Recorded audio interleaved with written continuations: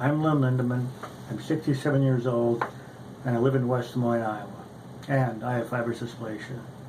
As you have heard or will hear, other patients talking about their chronic pain, their recurrent acute pain, their deformities or limitations.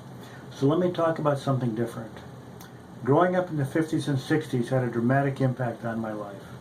That was a time where there were the frequent, we now realize misguided, attempts to eradicate fibrous dysplasia with curettage and grafting. This is followed only by worsening of the condition, more fractures, which at that time could only be managed with hip spica casts.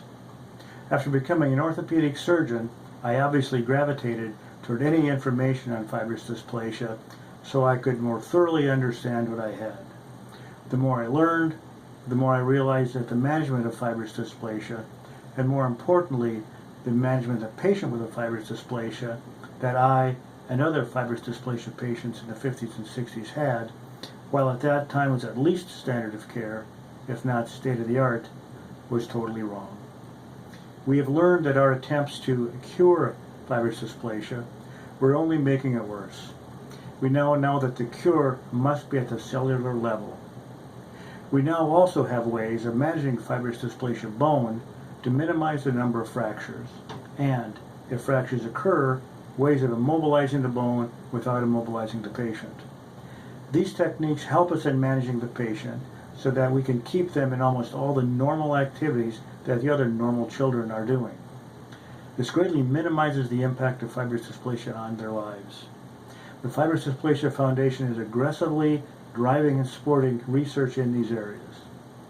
As you have seen, or will see, in other videos, fibrous dysplasia has enough negative impact on the patients. We don't need our medical care to provide more of a negative impact.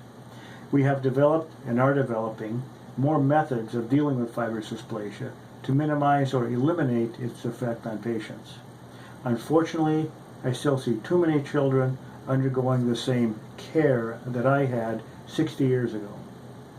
We need to break the silence, both in the lay world and the medical world.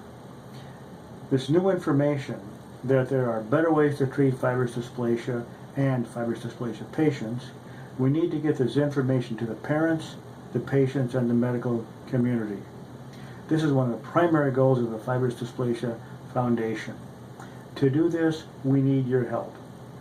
Please visit the website healourbones, all one word, .org. Thank you.